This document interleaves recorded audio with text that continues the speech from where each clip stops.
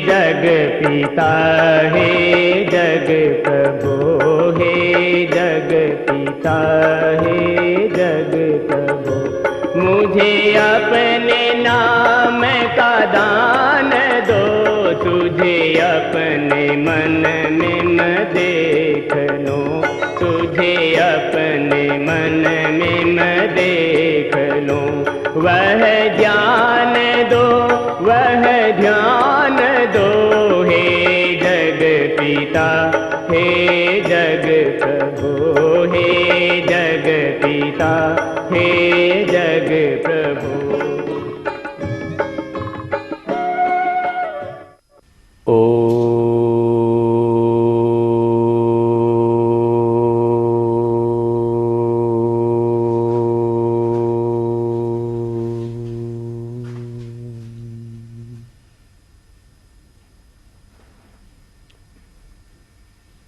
यौगिक प्रक्रिया के अंतर्गत सबसे प्रथम हम प्राणायाम का अभ्यास करेंगे।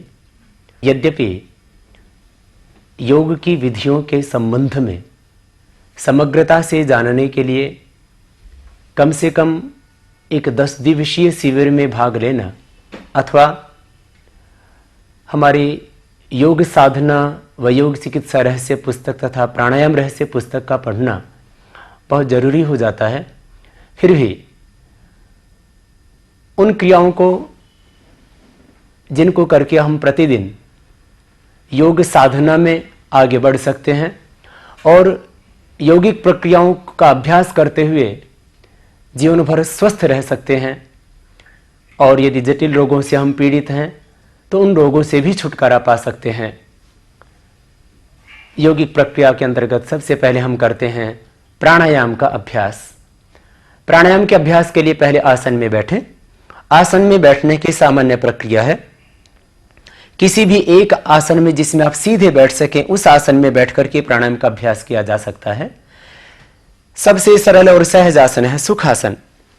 सीधे पलोथी मार करके बैठ जाना, आराम से स्थिर सुखम आसनम, स्थिरतापूर्वक सुखपूर्वक आप जिसमें बैठ सके निरंतर, ये सुखासन हुआ। दूसरा आसन है सिद्धासन। बाएं पैर को मोड़ करके उसकी एड़ी को सीवनी नाड़ी पर लगा देना, अर्थात पायु और उपस्थ के बीच में लगी हुई हो बाएं पैर की एड़ी, और दाहिने पैर को उठा करके इस प्रकार रखना बाएं पैर के ऊपर कि एड़ी पर एड़ी हो, टखने पर टखना हो, पंजा एक दूसरी पिंडली और जंघा के बीच में हो तथा दोनों घुटने जमीन पर टिके हुए हों। हाथों की स्थिति ध्यान मुद्रा की अवस्था में हो। पहली अंगुली और अंगुष्ठ इनके अग्रभाग आपस में मिले हुए हों। शेष तीनों अंगुलियां सीधी हों। दोनों हाथों को घुटनों पर स्थिर करके रखें। मेरुदंड सीधा होना बहुत जरूरी है। पद्मासन में बैठ करके भी प्राणायाम किए जा सकते हैं। पद्मासन की विधि है दाहिने पैर को उठा करके उसके पंजे को बाईं जंघा पर रख देना और बाएं पैर के पंजे को दाईं जंघा पर रख देना। प्रयास करें कि दोनों पैर की एड़ियां नाभि के दोनों ओर लग जाएं तो सर्वोत्तम है। हाथों को ध्यान मुद्रा की स्थिति में रखें और इस प्रकार से सीधे बैठ करके मेरुदंड को सीधा रखते हुए प्राणायाम का अभ्यास करें। पहली प्रक्रिया है प्राणायाम की ये भस्त्रिका प्राणायाम। भस्त्रिका प्राणायाम के लिए एक विशेष बात जिसका ध्यान रखना है वह यह है, जब भस्त्रिका प्राणायाम में श्वास को अंदर भरें तब छाती फूलनी चाहिए, न कि पेट। गलत प्रकार से प्राणायाम करने से हानि भी हो सकती है। इसलिए प्राणायाम करते समय सबसे ज्यादा ध्यान इस बात का रखना है कि जहां प्राण का निग्रह करना हो, जहां प्राण का नियंत्रण करना हो, वहीं प्राण का निग्रह करना चाहिए। भस्त्रिका प्राणायाम में जब श्वास अंदर भरेंगे तब डायाफ्राम तक छाती फूलेगी, पेट में श्वास नहीं भरना। श्वास की आवश्यकता, प्राण की आवश्यकता पेट को नहीं फेफड़ों को है। फेफड़ों से प्राण हार्ट में और फिर हृदय से पूरे देह के अंदर प्राण का संचरण होता है। भस्त्रिका प्राणायाम की विधि इस प्रकार है।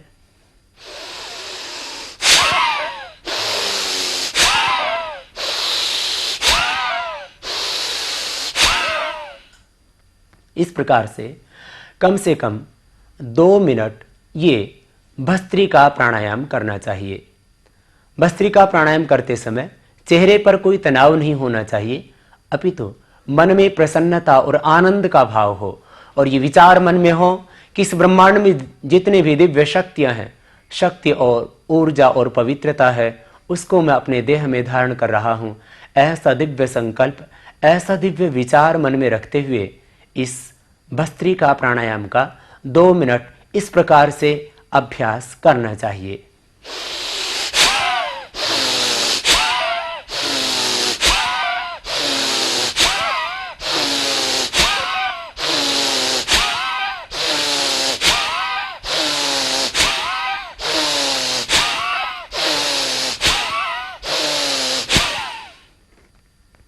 जब थक जाएं तब बीच में थोड़ा विश्राम करें, 1-2 गहरे श्वास भरें और छोड़ें। श्वास के ऊपर मन का निग्रह करने और साक्षी भाव से प्राण को देखने से शरीर को स्वतः विश्रांति मिलती है।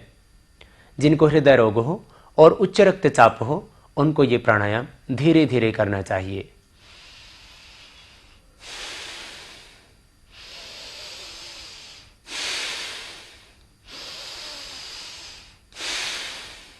इस प्रकार से जिन व्यक्तियों को हृदय रोग है और उच्च रक्तचाप से जो पीड़ित हैं, उनको ये धीरे धीरे प्राणायाम करना चाहिए। शेष व्यक्ति पूरी शक्ति के साथ में श्वास को भीतर भरें और पूरी शक्ति के साथ में श्वास को बाहर निकालें। फिर से एक बार इसी अभ्यास को दोहराएंगे।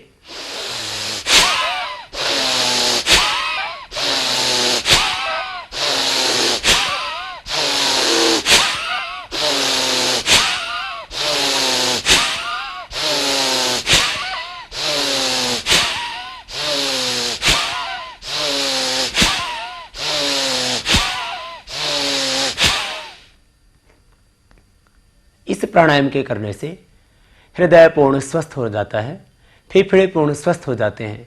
हृदय, मस्तिष्क और फेफड़ों को पूरी शक्ति देता है यह भस्त्रिका प्राणायाम। गहरे श्वास भरने से हृदय को पूर्ण आरोग्य मिलता है और हृदय के अंदर आए हुए अवरोध, ब्लॉकेज भी इस प्राणायाम के करने से दूर हो जाते हैं। जिनको एस्थमेटिक प्रॉब्लम हो, एलर्जी की प्रॉब्लम हो, साइनस हो, माइग्रेन पेन या बहुत पुराना सिर में दर्द हो, सभी के लिए विशेष उपयोगी है यह भस्त्रिका प्राणायाम। जिनकी रोग प्रतिरोधक क्षमता घट गई है और उसके घटने से जिनको बार बार एलर्जिक प्रॉब्लम हो जाती हैं, इस प्राणायाम के करने से आपकी रोग प्रतिरोधक क्षमता, इम्यूनिटी पावर, रेजिस्टेंस पावर बढ़ेगी और आप प्रतिकूल अवस्थाओं में भी सदा स्वस्थ रह सकेंगे। फिर से भस्त्रिका प्राणायाम की विधि को एक बार देखेंगे।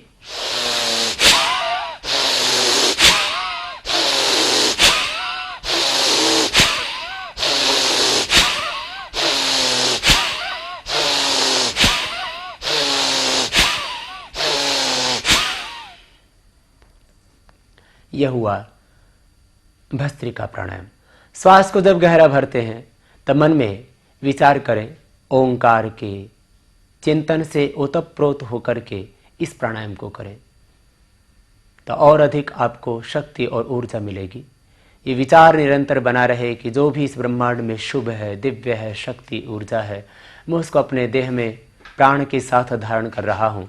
ऐसा दिव्य विचार भी निरंतर मन के अंदर बना रहे। जैसे कुछ प्राप्ति होती है और उस समय मन में प्रसन्नता का भाव होता है, तो आप प्राणायाम करते हुए दिव्य शक्तियों की प्राप्ति करते हैं। इसलिए प्राणायाम करते हुए मन में प्रसन्नता का भाव होना चाहिए। प्राणायाम करते हुए आंखों को बंद करके निरंतर मन में प्रणव का ध्यान करना चाहिए। यह पहली प्रक्रिया हुई भस्त्रिका प्राणायाम की। गहरे श्वास जीवन में हम भरते ही नहीं, इसलिए बीमार हो जाते हैं। व्यक्ति के शरीर में लगभग 10 खरब कोष्ठक हैं, सेल्स हैं, टिश्यू हैं, जिनसे शरीर बनता है। उन 10 खरब स्नायुओं को, कोशिकाओं को पूरी ऊर्जा मिलती है भस्त्रिका प्राणायाम के करने से। अब अगला प्राणायाम का अभ्यास, जिसका नाम है कपालभाति प्राणायाम। कपाल कहते हैं मस्तिष्क के इस अग्रभाग को, भाति कहते हैं दीप्ति को। कपालभाति प्राणायाम के करने से मस्तिष्क पर एक ओज, तेज, आभा, कांति, लावण्य और सहज सौंदर्य बढ़ने लगता है। सौंदर्य कहीं बाहर के चीजों से नहीं आता, कृत्रिम प्रसाधनों से नहीं, सौंदर्य हमारे भीतर से निखरता है। जब आप इस कपालभाति प्राणायाम का अभ्यास करेंगे तो सहज ही आपके चेहरे पर ओज, तेज, कांति, आभा, लावण्य निखरने लगेगा। और कपालभाति प्राणायाम के करने से पेट के समस्त रोग दूर होंगे। सारी व्याधियां उदर से प्रारंभ होती। यदि उदर स्वस्थ हो तो कोई रोग ही ना हो। उदर को स्वस्थ बनाने के लिए विशेष उपयोगी है यह कपालभाति प्राणायाम। जिनको वर्षों पुराना कब्ज है, हाइपर एसिडिटी या अल्सर है, वह भी इस कपालभाति के प्राणायाम के अभ्यास से दूर हो जाएगा। जिनको बहुत अधिक मेद बढ़ा हुआ है पेट पर, वह भी इस कपालभाति प्राणायाम के अभ्यास से दूर हो जाएगा। और यदि डायबिटीज है तो मात्र इसी प्राणायाम के करने से मधुमेह भी नियंत्रित हो जाती है। स्वस्थ व्यक्ति का लक्षण है पेट अंदर और छाती बाहर, और बीमार व्यक्ति का लक्षण है पेट बाहर और छाती अंदर। आज लोगों के दिल छोटे और पेट बड़े हो गए, इसलिए बीमार। यदि हम इस कपालभाति प्राणायाम का अभ्यास करेंगे तो थोड़े ही दिनों में हमारा पेट हल्का हो जाएगा, पेट पीठ से लग जाएगा, और हृदय के अंदर आए हुए अवरोध इस प्राणायाम के अभ्यास से दूर हो जाएंगे। चाहे कोलेस्ट्रॉल बढ़ा हुआ हो या ट्राइग्लिसराइड्स बढ़े हुए हों, आप इस प्राणायाम का नियमित अभ्यास कीजिए प्रतिदिन 5 मिनट। थोड़े ही दिनों के अंदर आपका कोलेस्ट्रॉल ठीक हो जाएगा, बढ़ा हुआ कोलेस्ट्रॉल, ट्राइग्लिसराइड आपका दूर हो जाएगा, स्नोफिल्स आपके नियमित हो जाएंगे, और पेट से संबंधित समस्त व्याधियों से आपको छुटकारा मिलेगा। विधि इस प्रकार है इस कपालभाति प्राणायाम की।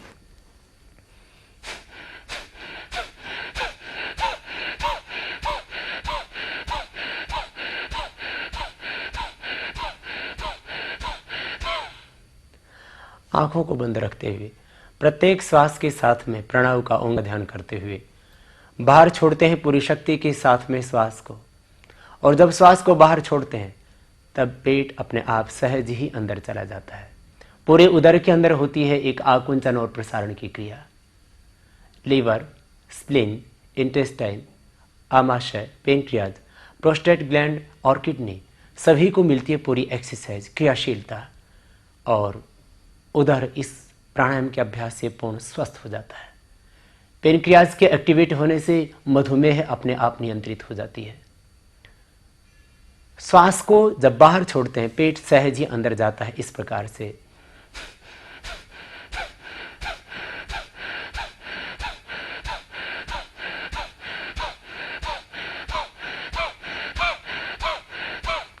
पूरी एकाग्रता, पूरा कंसंट्रेशन श्वास को बाहर छोड़ने में हो। जब श्वास को बाहर छोड़ते हैं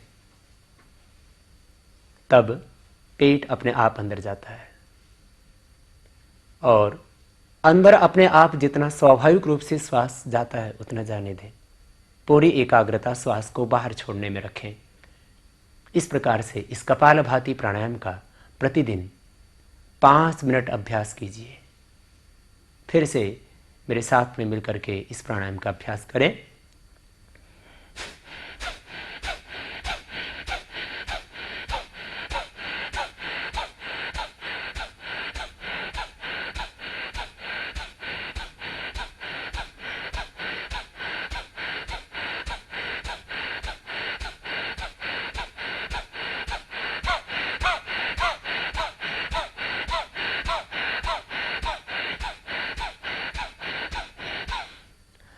श्वास के साथ, प्राण के साथ एक लयबद्धता बन जाती है, एक रिदम बन जाता है, एक संगीत सा भीतर से झंकृत सा होने लगता है। प्राण के साथ में ओतप्रोतता बन जाती है और भीतर से आनंद मुखरित होने लगता है। हर एक श्वास के साथ में जो ओंकार का ध्यान करते हुए इस प्राणायाम को करते हैं तो मन अपने आप ब्राह्मी शक्ति के साथ में जुड़ जाता है। इस प्राणायाम को करते हुए जब जब भी बीच में थकान लगे तब थोड़ा थोड़ा विश्राम कर लें, पुनः प्रारंभ कर दें। प्रारंभ में इस प्राणायाम को करने से उदर में थोड़ी पीड़ा होने लगती है, मेरुदंड के भी निचले भाग में किसी किसी को दर्द होने लगता है, लेकिन धीरे धीरे जैसे जैसे आप अभ्यास करते जाएंगे वैसे वैसे पीड़ाएं आपकी स्वतः दूर होती जाएंगी। फिर से करेंगे इसी प्राणायाम का अभ्यास।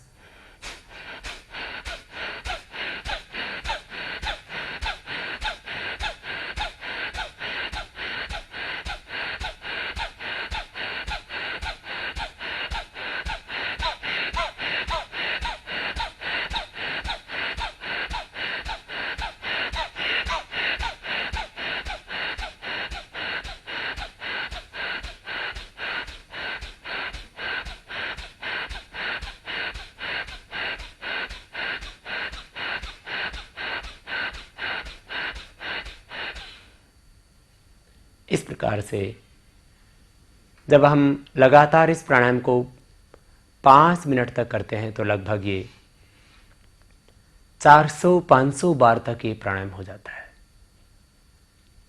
आधा घंटे लगातार व्यक्ति यदि आसन करे अथवा 2 घंटे तक लगातार व्यक्ति सैर करे, उससे जितना लाभ होता है उससे भी ज़्यादा लाभ होता है 5 मिनट इस कपालभाति प्राणायाम के करने से। इसलिए 5 मिनट इस प्राणायाम को अवश्य ही कीजिए और छुटकारा पाइए मोटापे से। थोड़े ही दिनों में मोटापा घटने लगेगा। कपालभाति प्राणायाम यदि व्यक्ति 5 मिनट प्रतिदिन करता रहे तो 1 महीने में कम से कम उसका 5-7 किलो वजन कम हो जाता है यदि व्यक्ति फैटी है, और कोई कृशकाय है तो उसका कम से कम 2-3 किलो वजन 1 महीने में बढ़ जाता है। समत्व में लाता है शरीर को, मन को। कपालभाति प्राणायाम का एक विशेष लाभ है मन का निग्रह। मन स्वतः एकाग्र हो जाता है प्राणायाम के करने से। प्रचर्धन विधारणाभ्यम वा प्राणस्य, महर्षि पतंजलि ने इस योग सूत्र के द्वारा इस कपालभाति प्राणायाम की विधि बताई और उसका लाभ बताया। मनसः स्थित निबंधनी, इस प्राणायाम के करने से मन स्वतः एकाग्र हो जाता है, निर्विचार हो जाता है, निर्विषय हो जाता है। और जब मन निर्विचार और निर्विषय होता है तो ब्रह्म में स्वतः केंद्रित हो जाता है। यह हुआ कपालभाति प्राणायाम का अभ्यास। कपालभाति प्राणायाम से सभी चक्रों की जागृति हो जाती है, सभी चक्रों का शोधन हो जाता है और शरीर के अंदर जितने भी विजातीय तत्व हैं वो सारे इस प्राणायाम के करने से नष्ट हो जाते हैं। विजातीय तत्व जैसे जैसे घटने लगते हैं, जैसे जैसे शरीर के अंदर समाये हुए टॉक्सिन्स बाहर निकलते हैं, ऑक्सीडेंट बाहर निकलते हैं, वैसे वैसे शरीर की इम्यूनिटी पावर, रोग प्रतिरोधक क्षमता बढ़ती जाती है। इस कपालभाति प्राणायाम का अभ्यास करते हुए मन में भी निरंतर ही विचार करना चाहिए कि मेरे शरीर जितने भी दोष, रोग हैं, विकार हैं, विजातीय तत्व हैं, सब क्षीण हो रहे हैं।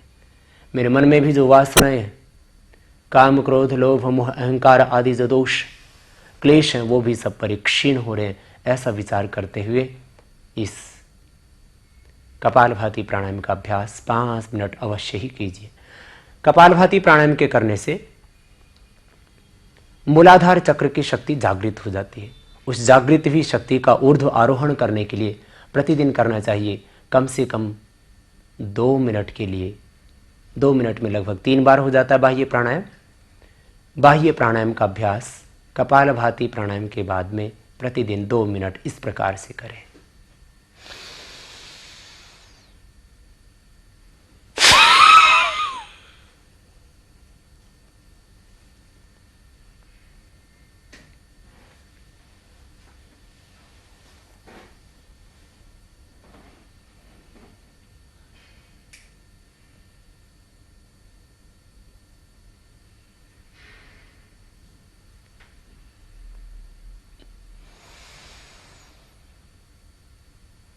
बाह्य प्राणायाम, श्वास को जब पूरा बाहर छोड़ देते हो, तीनों बंध लगते हैं।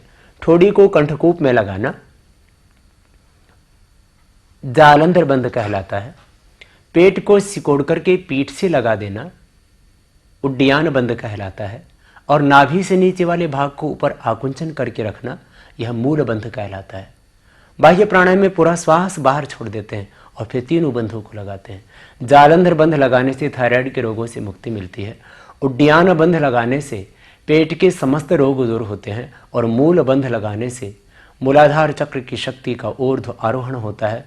ब्रह्मचर्य की शक्ति शरीर में बढ़ती है, व्यक्ति ऊर्ध्व रेता बनता है और कुंडलिनी शक्ति के जागरण में सहयोगी है। मूलाधार चक्र को जागृत करता है यह मूल बंध। तीनों बंधों के साथ में बाह्य प्राणायाम करने से विशेष लाभ की प्राप्ति होती है साधक को। फिर से इसकी विधि को देखेंगे।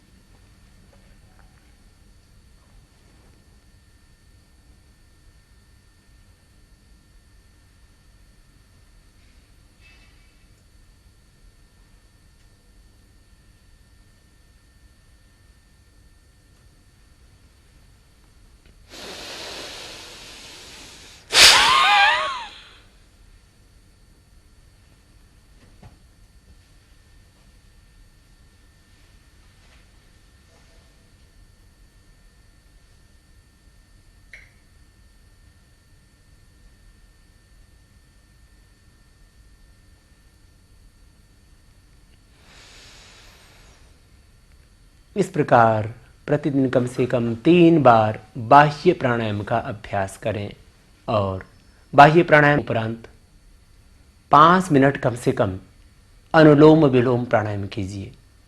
उपनिषद गिरी से कहते हैं कि हमारे शरीर के अंदर 72,72,10,10,210 नाड़ियां हैं। उन समस्त नाड़ियों का शोधन होता है इस अनुलोम विलोम प्राणायाम से। और अनुलोम विलोम प्राणायाम के 5 मिनट के अभ्यास से कम साधक इस प्राणायाम को 250 बार कर लेता है। और 250 बार जब साधक इस प्राणायाम का अभ्यास करता है तो उसकी कुंडलिनी शक्ति जागृत होने लगती है। मूलाधार चक्र के अंदर सन्निहित दिव्य शक्ति को ही कुंडलिनी शक्ति कहते हैं। इसी को वेदों के अंदर ब्रह्म वर्चस्व कहा जाता है, ऊर्ध्वरेता कहा जाता है। प्लेटो और पैथागोरस जैसे पश्चिम के विद्वानों ने भी ये माना है कि नाभि के पास में एक ऐसी दिव्य शक्ति होती है जो मस्तिष्क की संप्रभुता और बुद्धि के प्रकाश को उज्जवल कर देती है। हम जब इस अनुलोम विलोम प्राणायाम का अभ्यास करते हैं तो हमारी कुंडलिनी शक्ति जागृत होने लगती है। मूलाधार चक्र के अंदर सन्निहित दिव्य शक्ति का ऊर्ध्व आरोहण होने लगता है और उसी से फिर अष्ट चक्रों का शोधन होता है। मूलाधार चक्र से जब शक्ति ऊपर की ओर उठती है तो वह स्वाधिष्ठान, मणिपुर, हृदय, अनहत, विशुद्धि, आज्ञा और सहस्रार चक्र का शोधन करती हुई शरीर के अंदर एक दिव्यता पैदा करती है। शरीर का आंतरिक ओज तेज बढ़ने लगता है, शरीर तेजोमय होने लगता है, ओजमय होने लगता है। शरीर के भीतर से वो संजीवनी शक्ति जागृत हो जाती है जो समस्त रोगों को दूर करती है। तो आइए 5 मिनट इस प्राणायाम का अभ्यास करके दिव्य शक्तियों का अर्जन कीजिए। अपने ही शरीर में सन्निहित संजीवनी शक्ति को जागृत कीजिए और ब्रह्मचर्य की शक्ति को अपने शरीर में धारण करते हुए ब्राह्मी शक्ति के साथ में अपना संबंध जोड़िए। विधि है अनुलोम विलोम प्राणायाम की। सीधे ही बैठ करके दाहिने हाथ की आकृति इस प्रकार से बनाएं। प्रथम अंगुली और कनिष्ठा सबसे छोटी अंगुली सीधी हो, बीच की 2 अंगुली मुड़ी हुई। अंगुष्ठ से दाहिने नासिका को बंद करना है। वाम नासिका को जब बंद करेंगे तब अनामिका और मध्यमा से इस प्रकार से बंद करेंगे। ये स्थिति होगी नासिकाओं के बंद करने की और छोड़ने की अनुलोम विलोम प्राणायाम में। बाईं नाड़ी को ही योग शास्त्र में इड़ा नाड़ी कहते हैं, दाईं को पिंगला नाड़ी कहते हैं। इन्हीं को बाईं को चंद्र नाड़ी और दाहिनी को सूर्य नाड़ी कहते हैं। अनुलोम विलोम प्राणायाम का अभ्यास करते हैं वाम नासिका से इस प्रकार। बाएं से भरा, दाएं से छोड़ा, फिर दाएं से लिया, पूरा श्वास अंदर भरने के बाद में बाएं से बाहर छोड़ दिया श्वास को।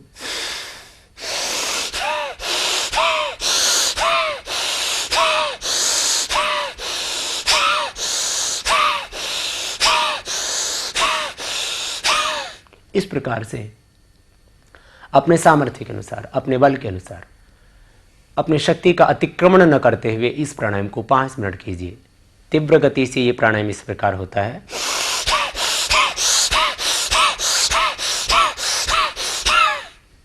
तीव्र गति से जिसका बहुत अधिक दिन हो गए इस प्राणायाम को करते हुए अभ्यस्त साधक ही कर सकता है।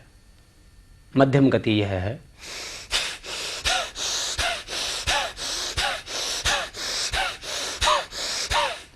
जिनको हाई ब्लड प्रेशर हो और हृदय की बीमारी हो वो धीमी गति से करें।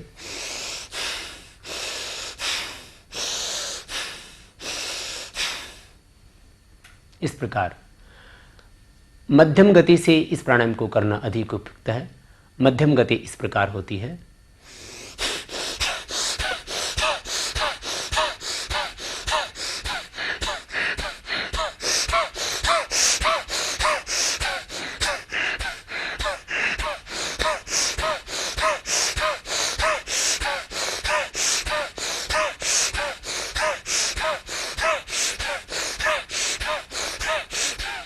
इस प्रकार से निरंतर 5 मिनट इस प्राणायाम को कीजिए।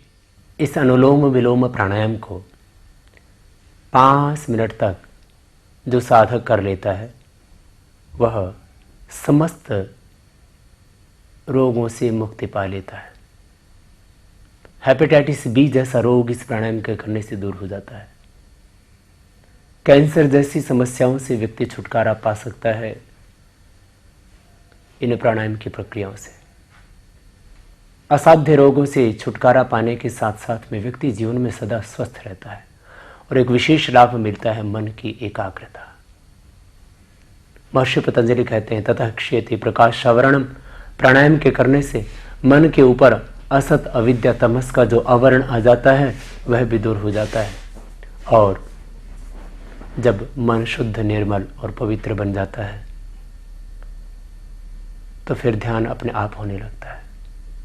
इस अनुलोम विलोम प्राणायाम की प्रक्रिया को करने से मन निर्विषय और निर्विचार हो जाता है और निर्विषय और निर्विचार जब मन हो जाता है तो सहज ही निर्विकार आनंदमय ज्योतिर्मय शांतिमय ब्रह्म के आनंद में निमग्न हो जाता है। निर्विचार वैशारद्य अध्यात्म प्रसाद है। निर्विचार स्थिति में पहुंच करके कि साधक को अध्यात्म प्रसाद मिलता है। धर्म मेघ समाधि का आनंद बरसता है साधक के ऊपर। फिर से एक बार इस प्राणायाम की विधि को देखेंगे।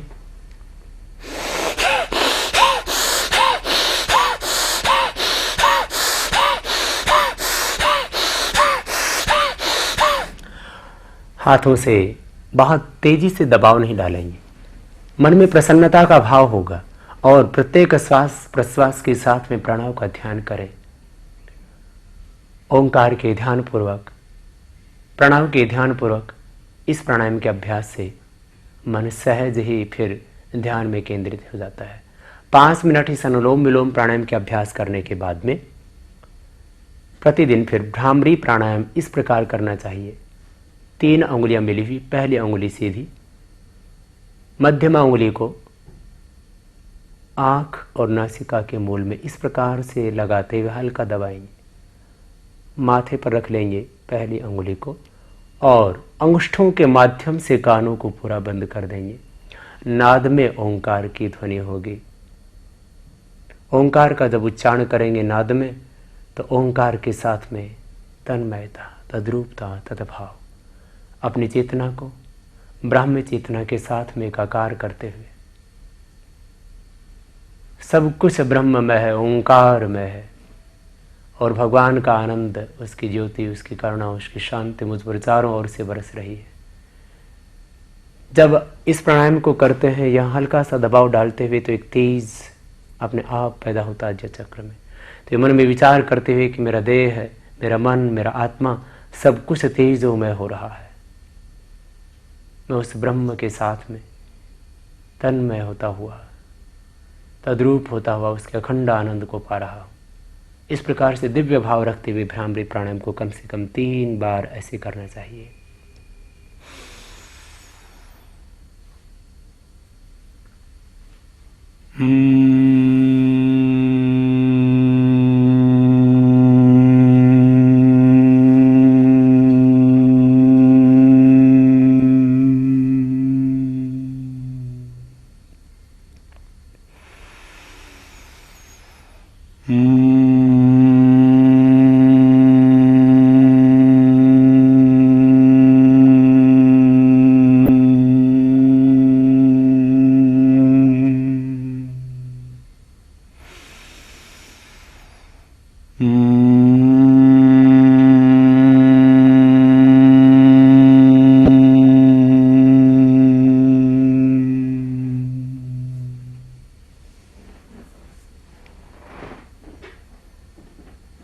इस प्राणायाम के करने से उच्च रक्तचाप जैसे और मनोवसाद जैसे रोगों से भी छुटकारा मिलता है, डिप्रेशन जैसे रोग भी दूर होते हैं और अपने आप एक ज्योति, एक आभा, एक प्रकाश आज्ञा चक्र में पैदा होता है और उससे दिव्य ज्ञान चक्षु उद्घाटित होता है। भीतर से ही ज्ञान का उद्भव होता है, अंदर के वेद का उद्भव होता है। 3 बार इस भ्रामरी प्राणायाम को करने के बाद कम से कम 3 बार उद्गीत के रूप में ओंकार का इस प्रकार उच्चारण करना चाहिए। ओं का ओ की ध्वनि लंबी हो और मकार की ध्वनि कम हो, क्योंकि ओ ये त्रिमात्रिक है, 3 मात्राएं होंगी ओ की और मकार जो है अर्धमात्रिक, इस प्रकार से उच्चारित होगा।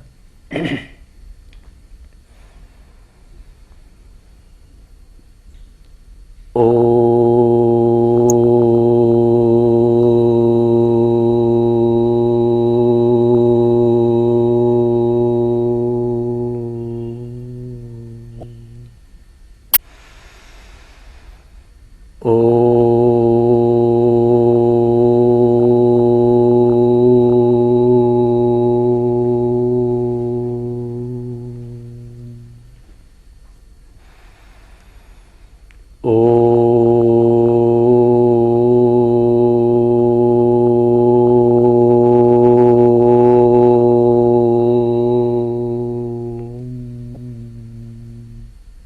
इस प्रकार ओंकार का 3 बार उच्चारण करके फिर कम से कम 1 बार नाड़ी शोधन प्राणायाम करना चाहिए। नाड़ी शोधन प्राणायाम को बिना नासिकाओं के हाथ लगाए कीजिए, जिसकी विधि इस प्रकार होगी। वाम नासिका से मंद मंद श्वास भीतर भरना, पूरी एकाग्रता के साथ, पूरी तन्मयता, पूरी एकाग्रता। जब वाम नासिका पर होगी तो उसी से श्वास अंदर जाएगा। कम से कम 15 सेकंड लगेंगे श्वास को अंदर भरने में। पूरा श्वास अंदर भरने के बाद में जालंधर बंध लगाएं, यथाशक्ति अंदर रोक के रखें और उसके बाद में यथाशक्ति अंदर रोकने के उपरांत धीरे धीरे दाहिनी नासिका से श्वास को बाहर छोड़ देना चाहिए। बाहर छोड़ने में भी शनै शनै श्वास को बाहर छोड़ना है। पूरा श्वास बाहर निकलने के बाद फिर दाहिने से अंदर भर लें श्वास को।